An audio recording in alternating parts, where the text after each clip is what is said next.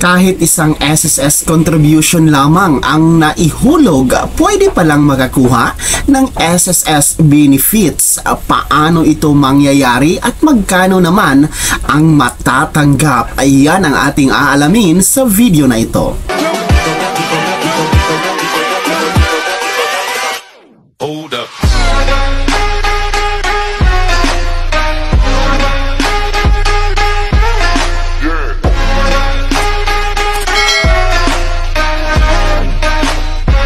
Hello mga ka-vlogs, saan ka mang dako sa mundo, welcome dito sa ating YouTube channel. And kung bago ka pa lang dito at nais mo ang mga informative content na narito sa ating YouTube channel, maaari nyo pong i-click ang ating subscribe button pagkatapos mong panoorin ang video na to, and maaari kang maging miyembro dito sa ating channel sa pamamagitan ng pag-click ng join button na nasa baba. Mamili ka ng mga gusto mong perks mga ka-vlogs.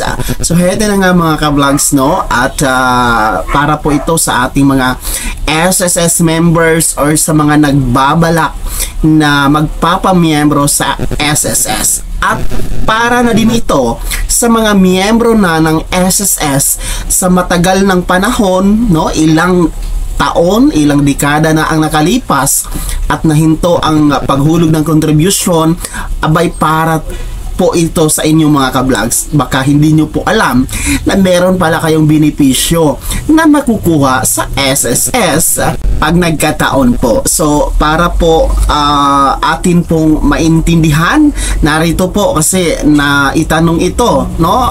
Na-discuss ito during the SSS Stakeholders Forum na ginanap po sa Zamboanga City last February 21, 2024, kung saan yung isang partisipante ay meron siyang family member na matagal ng panahon na nakahulog ng isang beses lang sa SSS mga ka-vlogs pero nakakuha ng benefits. Ano kayang benefits na ito at magkano naman? Narito, panoorin po natin. Thank you very much, sir. And Yan na!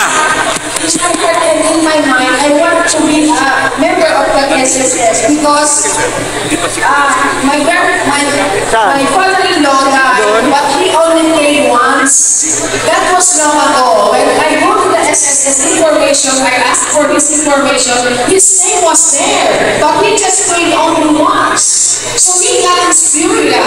Salamat! Of the SSS. Diba? Diba? Ma'am, gracias. Ma'am, yung pambayad nyo, first payment nyo, 1,000, bayaran nyo na. Ako po. Ha? Sir. Eh, hindi nyo sinabi. Sana abono ko na lahat eh. 1,000 pesos. But can I still continue Continue, ma'am. Huwag nyong kalimutan yan. from the year 2005? No, just from now. Bawal po yun. That's all I did. Ma'am, salamat, ma'am. Yung pagsabi ninyo na kahit one payment na matay, merong funeral benefit. Mahal na mahal na kita ng SSS kasi kung matagal na, makakakuha kayo ng burial. Kasi So ayan mga ka-vlogs, no, narinig nyo naman mga ka-vlogs, isang beses lang po. I think tiyuhin niya, no, father-in-law, parang yun yung relation nila, isang beses lang daw na nakahulog ng SSS contribution. Pero nung namatay, no, sa pag-trace nila ng record kay SSS ay andun pa rin yung pangalan niya. And that was long ago, no, napakatagal na daw ayon po sa kanya, napakatagal nang nangyari yun, yung unang hulog. Pero yung record niya sa SSS ay still nandoon pa rin at naka-claim ng funeral or death benefit mga ka-vlogs. Isang contribution lang yon. So yun po yung kagandahan po sa pagiging miyembro kay SSS kasi kapag matutsugi ka, kahit matagal na panahon na hindi ka pa o hindi ka na nakahulog, ayan, meron ka pa ring makukuha as member ni SSS. Para po sa kaalaman ng lahat, no, ang funeral benefit or yung tinatawag natin na death benefit once mamatay ang isang miyembro ni SSS, no?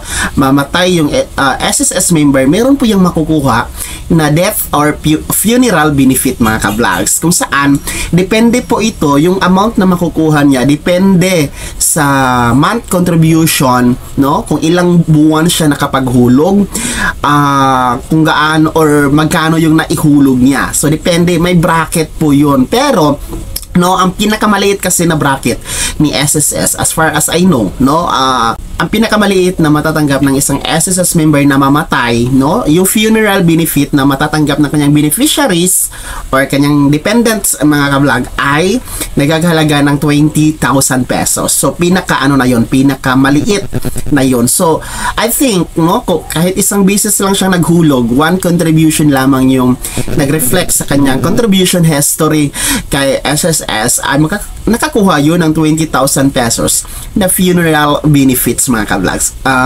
Yung mga kumpleto kasi sa 120 months contribution, I think maximum of 60,000 yan, no? Maximum 60,000 yung matatanggap na funeral benefits. So yun po yung kagandahan sa pagiging miyembro ng SSS, ay talagang protektado ka, no? Totoo naman talaga yun, no? Being a member of SSS ay protektado ka, kasama na yung beneficiaries mo or dependents mo, mga ka-vlogs. Kaya po sa mga nanonood ngayon na wala pang SSS number, hindi pa miyembro sa SSS, mga ka-vlogs, abay magpa-miyembro na kayo kay SSS. Maaari naman po kayong kumuha ng inyong SSS number online. Mag-generate kayo ng SSS number online. Meron po tayong ginawang video niyan, mga ka-vlogs, kung paano po mag-apply ng SSS number online. Ayan, i-trace nyo po sa ating mga uploaded videos na nandiyan po, mga ka-vlogs, no?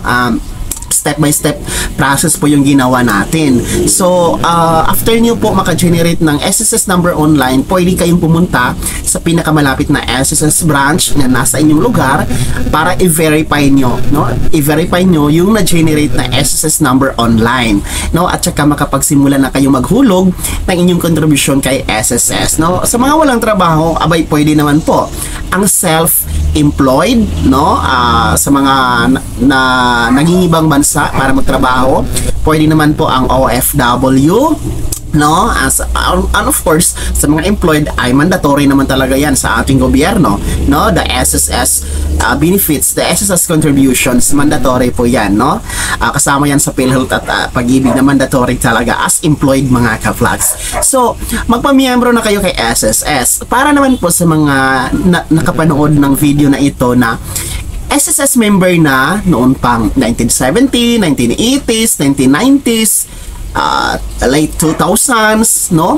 Matagal lang miyembro kay SSS pero napabayaan, hindi na nahulugan ang contribution. Yung iba may mga loan may mga loan noon, tapos hindi na nakapagbayad, hindi na din nagbayad ng contribution. Talagang naiwan na, no? Iniwanan na, nakalimutan na, no? Baka isipin nyo na wala na yon, no? Baka isipin nyo na tapos na ang pagiging miyembro ko kay SSS, wala na akong benefits kay SSS. Nagkakamali po kayo, mga ka-vlogs. So panahon na ngayon na i-continue nyo lang, no? Halimbawa po ay last payment nyo kay SSS noon pang 2005, no?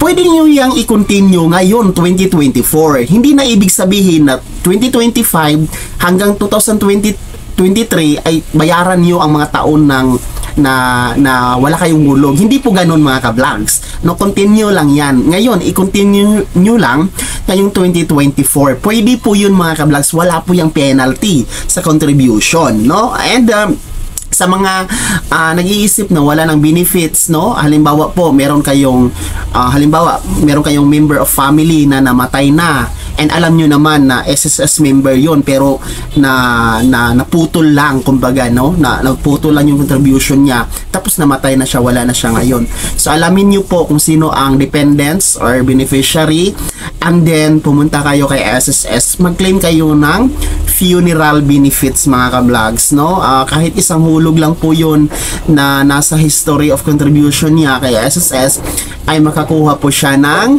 SSS funeral benefit mga ka-vlogs, no? Kahit ilang taon na po yung lumipas, pwede nyo pa rin yung i-claim, no? Basta alam nyo lang na talagang miyembro sa kay SSS and i-present nyo lang po yung mga documents just like birth certificate ng namatay, death certificate, valid ID niya kung may naiwan pa, and then importante yung dependents or the beneficiaries, the birth certificate, the valid ID. Ayan, mag-apply kayo ng funeral benefit kay SSS dahil benepisyo naman yun sa pagiging miyembro ng SSS. Alam ko po marami ang hindi pa nakakaalam na merong ganitong benefits sa SSS, no, na kahit isang hulog, dalawang hulog lang, tatlong hulog, tapos nawala na sa hulog kay SSS ay iniisip nyo na wala na talagang benefits. Meron pa po ang tinatawag natin na funeral benefits mga ka-vlogs. Kaya sana'y naging gabay ang video na to, no?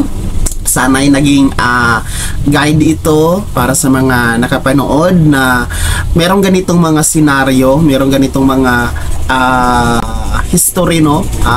Related sitwasyon na nalaman nyo po sa pamamagitan ng video na to na maaari pala kayong makakuha ng funeral benefits mga ka-vlogs. Sana'y naging gabay ang video na to kahit paano nabigyan tayo ng bagong kaalaman na naman at bagong idea. Kung hindi ka pa nakasubscribe dito sa ating YouTube channel, maaari nyo pong i-click ang ating subscribe button din nasa baba. Huwag niyong kaligtaan na i-turn on ang notification bell. Ilagay mo sa all para updated ka sa mga bagong videos na i-upload ko. And maaari mo ding i-like ang video na to. Kung meron ka pang mga katanungan, maaari mong i-komento sa comment section na nasa baba. And paki-follow na din po ang aking official Facebook page na nasa screen nyo. Muli po, ito si Daniel Timpawa na nagsasabing dito sa ating YouTube channel, pawang katotohanan at lahat totoo lamang.